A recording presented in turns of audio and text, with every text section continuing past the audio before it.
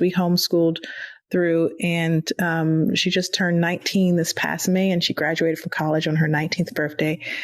So I think sometimes people are really impressed with that, but it took a lot of work. She ended up getting her bachelor's in biology with minors in physics and mathematics. And I don't know, I mean, she is definitely a gifted young woman, but I tend to think that, that's something that most children can do with certain levels of support and access, being able to move at their true pace. Manisha, I'm so happy and honored to be here. I love collaborating with you in all the ways that we have done in the past and that I know we'll do in the future. So thank you for having me here.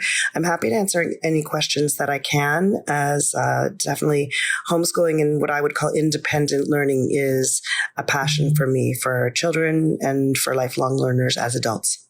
I remember being so excited about going to school when I was 5, and then getting to school and discovering that the education was mostly about memorizing and regurgitating and saying what was expected. And it wasn't what I had intended or imagined learning to be.